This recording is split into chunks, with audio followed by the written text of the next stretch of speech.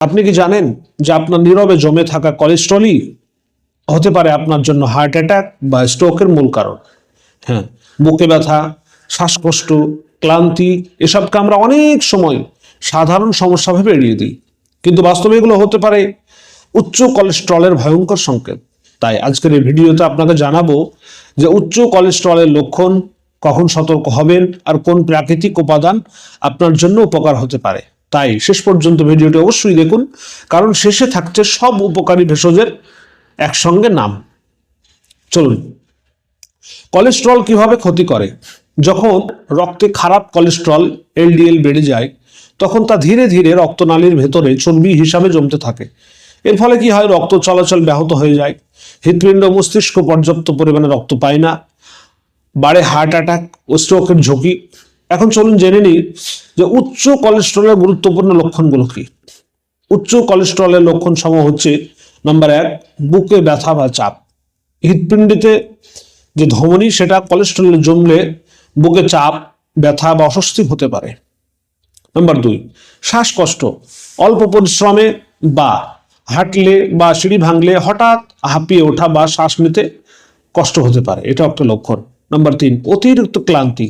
পর্যাপ্ত পরিমাণে আপনি বিশ্রাম নিচ্ছেন, তারপরেও শরীর দুর্বল লাগছে, আপনার শক্তি কমে যাচ্ছে, এটাও একটা লক্ষণ। নাম্বার 4, হাত পায়ে ব্যথা বা অসাড়তা। রক্ত সঞ্চালন ঠিক না হলে হাত পায়ে ব্যথা হয়, ঝিনঝিন বা অবশ ভাব হয়ে যায়, হাঁটলে ব্যথা বাড়ে, বিশ্রামে কমে, এটাও একটা লক্ষণ। নাম্বার 5, চোখের চারপাশে হলুদ দাগ, চোখের পাতার উপর বা নিচে ছোট নরম হলুদ চর্বি স্তর জমতে পারে, একে বলা হয় জ্যানথেলাসমা। এটি উচ্চ কোলেস্ট্রলের দৃশ্যমান লক্ষণ। নাম্বার 6, উচ্চ রক্তচাপ। ধমনী শুরু হয়ে গেলে রক্তচাপ ধীরে ধীরে বেড়ে যায়, এটা একটা লক্ষণ। নাম্বার 7, মাথা ঘোরা বা ঘাড় ব্যথা। মস্তিষ্কে রক্ত প্রবাহ কমে গেলে মাথা ঘোরা, ঘাড়ে ভারী ভাব বা অস্বস্তি হয়। তো কিছু প্রাকৃতিক ভেষজ উপাদান যদি আপনি নিয়মিত সেবন করতে পারেন, তাহলে আপনার জন্য উপকারী হয়ে উঠবে, খারাপ কোলেস্ট্রলকে কমাতে সহযোগিতা করবে। তো মনে রাখবেন, এগুলো ওষুধের বিকল্প নয়, বরং জীবনযাপন ও চিকিৎসার সহায়ক অংশ। উপকারী ভেষজের নাম আপনাদেরকে বলি, তাহলে বুঝতে পারবেন। নাম্বার 1 হচ্ছে রসুন। নাম্বার 2, মেথি। নাম্বার 3, আমলকি। নাম্বার 4, হলুদ। নাম্বার 5, আদা। নাম্বার 6, দারুচিনি। এবং নাম্বার 7, ইসবগুলের ভুসি। এবং নাম্বার 8, গ্রিন টি। বাস, এই 8টাই।